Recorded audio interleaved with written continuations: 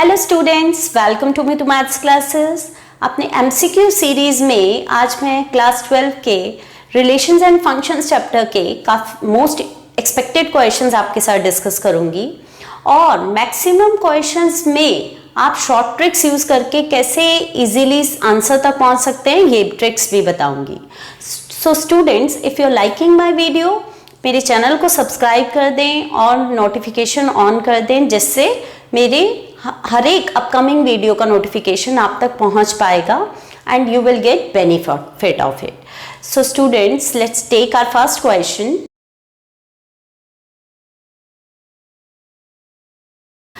Your first question is, let f be a function from 2 to infinity to r be the function defined by fx is equals to x square minus 4x plus 5. Then the range of f is, आपको range बतानी है इस function की। You are given the domain and you have to find the domain and codomain and you have to find the range of f. तो आप क्या करेंगे, range क्या होती है आपकी domain is coming from x axis and range is coming from y axis and y is equals to fx। तो सबसे पहले आप क्या करते हैं, y की वो basically you for range you have to find those values of y for which your fx is defined. तो y क्या वैल्यूज ले सकता है वो आपको निकालनी है। So you are going to start with let fx क्या है, fx is your y, let y is equals to this x square minus 4x plus 5। तो आपको y की वैल्यू, y क्या वैल्यूज ले सकता है, इसके लिए आपको x as a function of y बनाना पड़ेगा। तो सबसे पहले आपके अंदर x के अंदर इसकी ये क्वाड्रेटिक दिखाई दे रहा है, तो आप y को इधर ले लो, तो this will be 5 minus y is equals to this। Now this is quadratic in x। आपको रेंज निकालने के लिए x as a function of y निकालना पड़ेगा। तो x अब क्वाड्रेटिक जब होता है किसी भी क्वाड्रेटिक का, ax square plus bx plus c is equals to 0। अगर आपने 10th में पढ़ा है, अगर आपके पास क्वाड्रेटिक है तो उसके दो फैक्टर्स होते हैं, minus b plus minus root b square minus 4ac upon 2a। तो आप यही सेम कंसेप्ट से यहां पर भी x की वैल्यूज निकाल सकते हैं। x is equals to minus b that is 4 plus minus root b square is 16 minus 4, a is 1 and c is 5 minus y divided by 2a। So x will come out 4 plus minus square root, अगर आप 4 को बाहर ले लेते हैं then it will be coming 2 outside and this will be 4 minus 5 minus y upon 2 and 2 will cancel out and you are left with 2 plus minus square root and this will be 4 minus 5 plus y, तो y minus 1। so x is coming as this function, but आपका x क्या है, x represents domain and your domain is the x is always greater than equals to 2।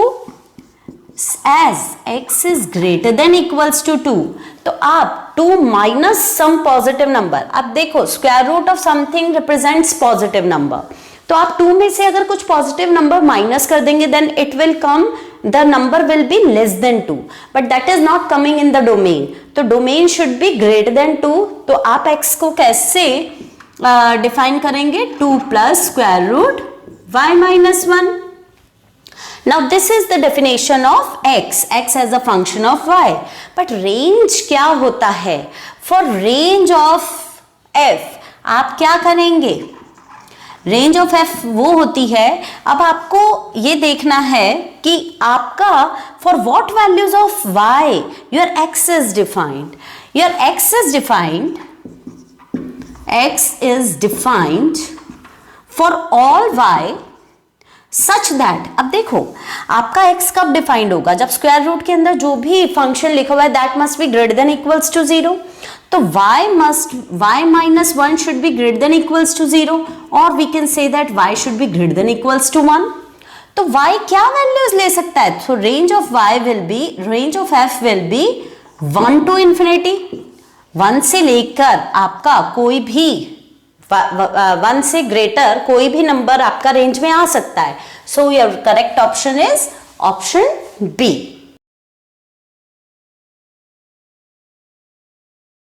Your next question is, let f be a function from R to R be defined by fx is equals to x square plus 1. तो आपका function एक define है from real line to real line. Then the pre-images of 17 and -3 are what? तो आपको क्या निकालना है? You are interested in the pre-images. सबसे पहले देखते हैं pre-images होती क्या हैं. Now your function f is defined from the set of real line to the set of real line. तो ये फंक्शन जो डिफाइंड होता है, ये कैसे डिफाइंड होता है कि x की इमेज जाके क्या बनती है आपकी कोडोमेन में fx, और fx की प्री इमेज क्या होती है x in the domain. But now they are saying कि 17 की प्री इमेज क्या होगी और -3 की प्री इमेज क्या होगी. They are interested in this the pre-images. तो आप क्या करेंगे? let fx is equals to 17. let fx is equals to 17. now fx is defined as x square plus 1. so x square is equals to, ये वहां जाके subtract हो जाएगा 16 and x can take two values plus or minus 4. तो basically 17 की दो pre images आ गई, one is 4 and the other one is -4. तो प्री इमेजेस क्या हो गई आपकी? Pre images of 17 is 4 - 4, the set of two elements. Now you are also interested in finding out the pre image of -3. So x square plus 1 is equals to -3. So x square is equals to -4.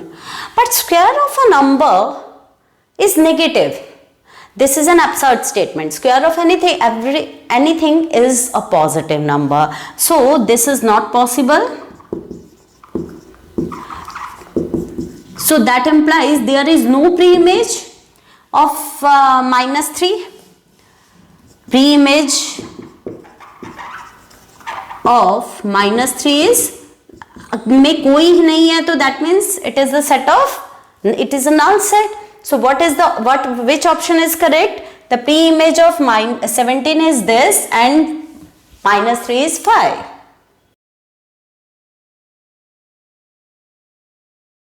Your next question is, let f be a function from R to 0 pi by 2 defined by fx is equals to tan inverse of x square plus x plus a. तो आपका जो function defined है that is defined as tan inverse trigonometric function, that is tan inverse of x square plus x plus a. Then the set of values of a for which your function f is on to. तो आपको बताना है a की वो वाली values for which your function f is on to. तो आपको क्या गिवन है वहीं से स्टार्ट करेंगे.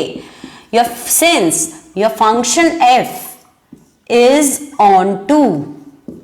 on to function कब होता है? जब range और codomain of the function are equal, then only your function can be on to. So the range of f is equals to the codomain of f, and the codomain of f you are given 0 to pi by 2. This is not included, pi by 2 is not included. तो range of f क्या होती है? तो आपका जो tan inverse function है, जो आपका फंक्शन का रेंज है, मतलब इसकी जो वैल्यूज आएंगी, they must lie in between 0 to pi by 2. Now क्योंकि tan inverse invertible फंक्शन है, तो tan of 0 is 0 and tan of pi by 2 is infinite. So basically this quadratic is always greater than equals to 0. You will get the quadratic in x must be greater than equals to 0. अब आपका एक quadratic function कब greater than equals to 0 होता है? You must know कि आपका quadratic strictly greater than 0 होता है कब होता है? जब इसका, क्योंकि आपका क्वाड्रेटिक का एक्स स्क्वायर का कोएफिशिएंट पॉजिटिव है, so it is an upward parabola. Upward parabola है तो ये अगर इसका डिस्क्रिमिनेंट स्ट्रिक्टली ग्रेटर देन 0 होता है, then your function is totally positive, strictly positive, and equals to 0 कब होता है? जब ये discriminant equals to 0 कब होता है? जब when it is touching at two equal points with x-axis। तो practically आपका जो quadratic है that is strictly greater than equals to 0, that means must implies that the discriminant must be greater than no, if the discriminant is strictly less than 0 then the quadratic is positive। तो आपका क्या हो जाएगा? जो discriminant है that should be less than equals to 0। discriminant of this must be less than equals to 0 and discriminant is b square minus 4 into a into c must be less than equals to 0। That must implies that 1 minus 4a must be less than equals to 0, or we can say that 4a should be greater than equals to 1, or it implies that a should be greater than equals to 1 by 4। तो a 1 by 4 से greater और equal दोनों हो सकता है, so your B option is correct।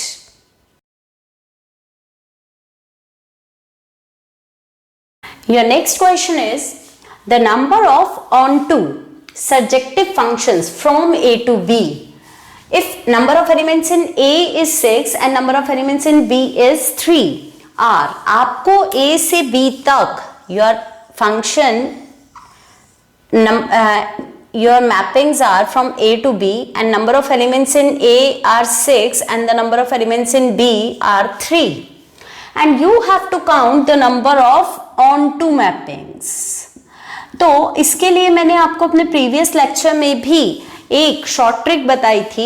If you have to count the number of surjective functions or onto mappings from A to B if A has m elements and B has n elements।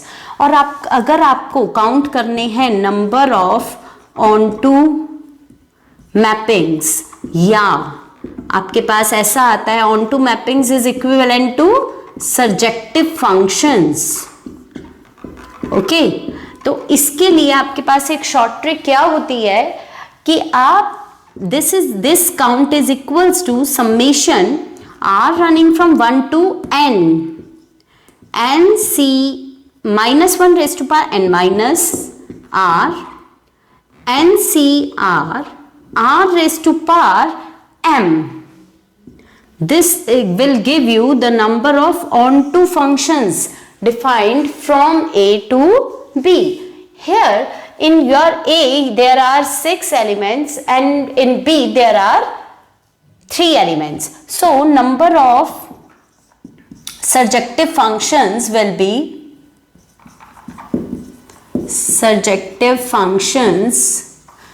be equals to summation r running from 1 to n minus 1 raised to power n minus r n c r raised to power m, and here m is 6। Now this will give you, first of all take r is equals to 1, when r is equals to 1 3 minus 1 will give you 2, तो minus 1 raised to power 2 will be positive, 3c1 1 raised to power 6। Then next take r as 2, 3 minus 2 will give you 1, तो minus 1 की power 1 will give you negative sign, 3c2 2 raised to power 6। Then the third one is take r as 3, तो 3 minus 3 is 0, तो minus 1 raised to power 0 will become positive, 3c3 3 raised to power 6, and this will be equals to 3c1 is 3, 1 raised to power 6 is this, 3c2 is again 3 into 2 raised to power 6 plus 3c3 is 1, that is equivalent to 3 raised to power 3. We can take 3 common from all. So 1 minus 2 raised to power 6 plus this is 3 raised to power 5. आपने 3 common ले लिया and this will be equals to 1 minus 2 raised to power 6. क्या हो जाएगा? 64 and 3 raised to power 5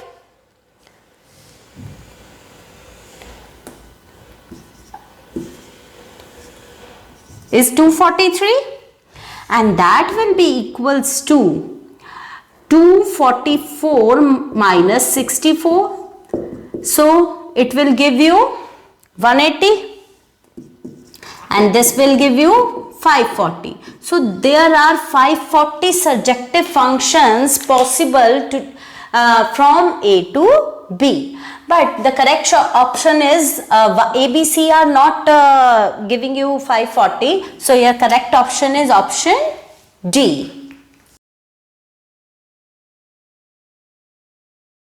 Your next question is, let A be a finite set containing n distinct elements. तो A के अंदर n elements हैं. Then the number of relations that can be defined on A are how much? तो आप A के ऊपर कितने relations define कर सकते हैं? You have to count that.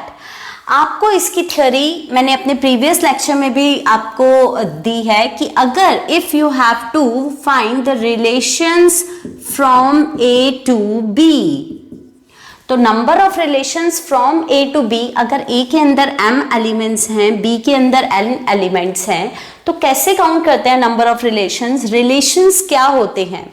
आपकी A से B पर mapping, any mapping, and they all are the subsets of Cartesian product. तो सबसे पहले आप कार्टेशियन प्रोडक्ट में कितने इसके अंदर एलिमेंट्स होंगे? Number of elements in Cartesian product of A cross B, that is Mn. अगर आपका अब Mn जो कार्टेशियन प्रोडक्ट का कोई भी सबसेट होता है, that is called a relation from A to B. तो number of relations from A to B is equals to the number of subsets of A cross B. और आपको पता है अगर एक सेट के अंदर सपोज m एलिमेंट्स हैं, तो नंबर ऑफ सबसेट्स कितने होते हैं A के? Number of subsets of A is equals to 2 raised to power m.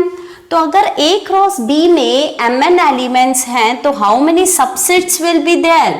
2 raised to power mn. तो ये जो हो जाएगा that will give you the number of relations that can be defined from A to B. But आपका question क्या है? Your question is how many relations can be defined on A. So from A to A. अब A से A तक आप कितने relations define कर सकते हैं? A में n एलिमेंट्स हैं and this A has also n elements. So number of elements in A cross A is n square, n into n, that is n square. तो how many subsets? So number of relations that can be defined on A is equals to 2 raised to power n square, and this will be your answer. So your correct option is option C.